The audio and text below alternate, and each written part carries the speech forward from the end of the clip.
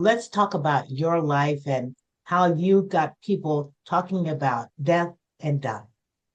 Yes.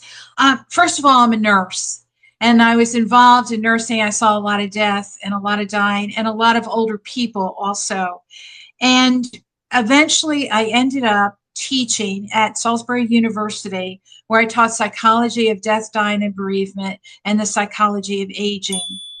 And I truly believed that I just didn't want rote learning. I didn't want people to have to adjust to a multiple choice test like A, B, C, D, or none of the above, or all of the above. And so I found that the way to help students learn the most was to involve them in experiential learning and storytelling. And once I could do that, I made them write. And I also made them get out of the classroom so that I hooked my students up with a senior person who was either living in senior housing or assisted living or whatever.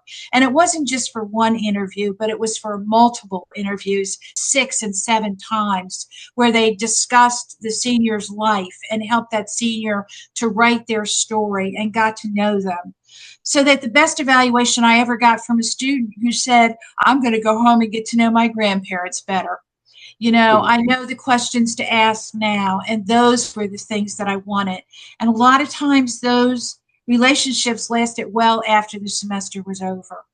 And so I felt that that connection, because I really, Maggie, I feel so much that we live in an age-phobic society where we're aging and wrinkles are bad, and we have all these creams and we have all this surgery and everything else because people are afraid of aging.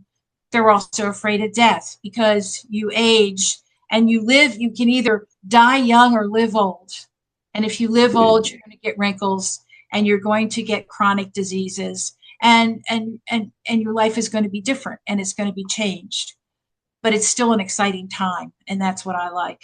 I think So the most important thing is for people to learn to embrace whatever age they are. And that's sometimes the hardest thing for people to do.